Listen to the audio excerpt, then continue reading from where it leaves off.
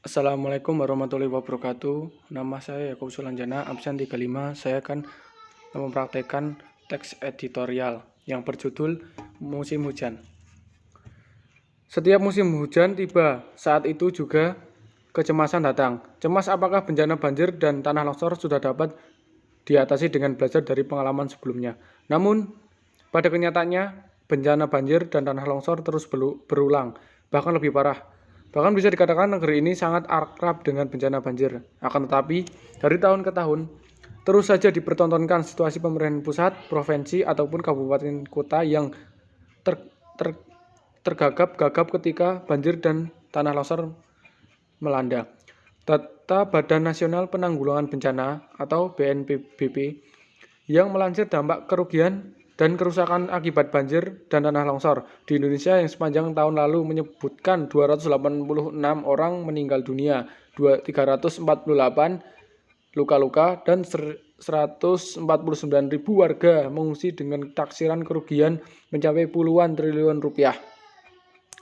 Sebuah ironi, hujan yang semestinya membawa berkah justru menjadi biang musibah. Pemangku kebijakan selalu kaget dan kelabakan, selalu kaget jika banjir dan tanah longsor melanda. Padahal sebetulnya bencana banjir dan tanah longsor dapat diprediksi. Banjir ini bukan bencana alam.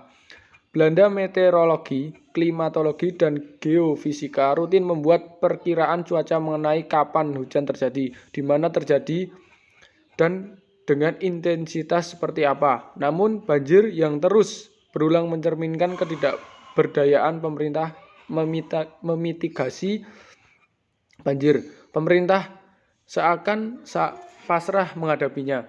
Untuk tahun ini, BMKG memprediksi musim hujan akan berlangsung dari bulan ini hingga Januari tahun depan. Sayangnya, sekalipun sudah jelas, langkah-langkah yang diambil pemerintah di berbagai level cenderung tidak sepenuh tenaga. Artinya masyarakat di daerah rawan banjir dan tanah longsor mulai was-was. Seperti biasa, banjir dan tanah longsor selalu menghadirkan kesulitan dan kepedihan bagi warga karena wilayah permukiman mereka merubah menjadi kolam. Belum lagi warga harus hidup di pengungsian dan aktivitas kehidupan akan tersendat karena seluruh akses ke jalur dan keluar kawasan tempat tinggal mereka tertutup oleh banjir. Wajar kiranya jika penanggulangan banjir diharapkan lebih integratif dan efektif. Tidak hanya diperlukan koordinasi di tingkat pelaksanaan, tapi juga tingkat perencanaan kebijakan. Warga tentu ingin agar musibah ini tidak separah seperti yang sudah-sudah.